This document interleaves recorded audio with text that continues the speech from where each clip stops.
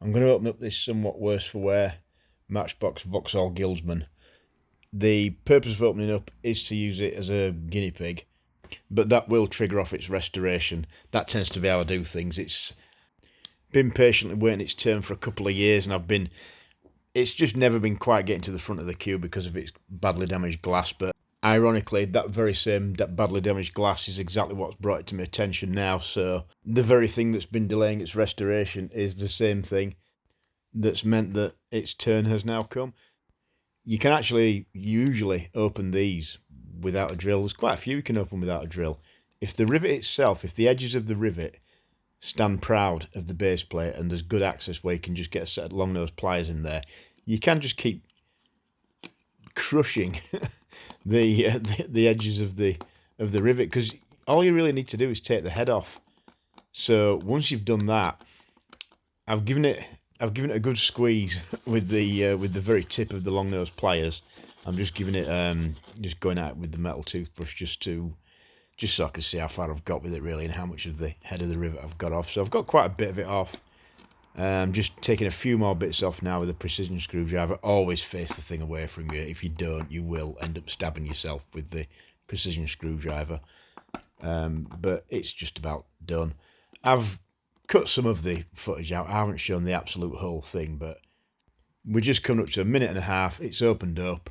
In reality, it took 3 minutes. So if you've no drill, or if your drill's broke, you've lost your drill, whatever, and you want something to restore, just get one of these and you can have it open in 3 minutes just using some long nose pliers and a precision screwdriver, and that's it. It's only a short video, so this isn't actually its restoration video. This is the guinea pig part.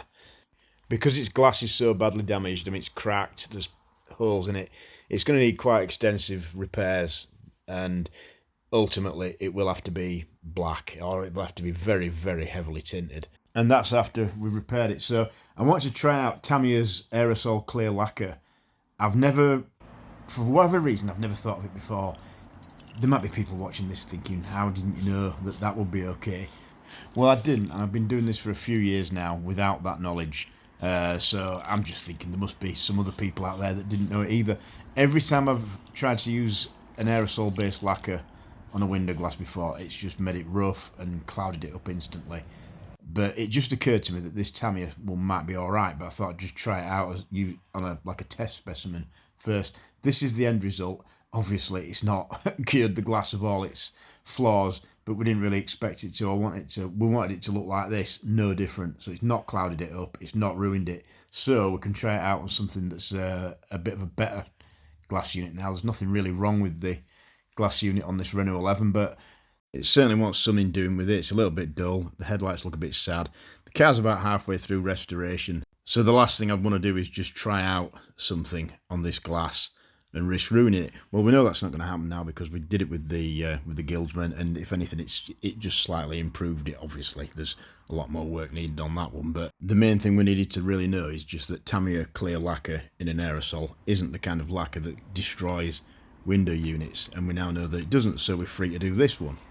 So it costs around £8 for a very stubby little can, but you get quite a lot in there. There's enough to do quite a lot of car bodies, let alone glass units, because you're only really just wisping a little bit of it on like that.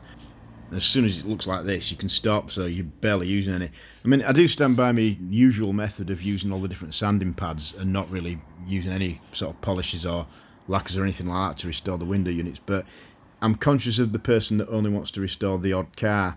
They're not going to want to spend, I mean, with all the different array of pads that I've got, I probably must have spent 50 quid. And if you're only doing the odd car every now and then, you're not really going to want to lay all that out. So this is a good alternative, £8 rather than £50, and you can use it to lacquer car bodies as well. I don't think we can really fault the result. The windows look like new, as do the headlights.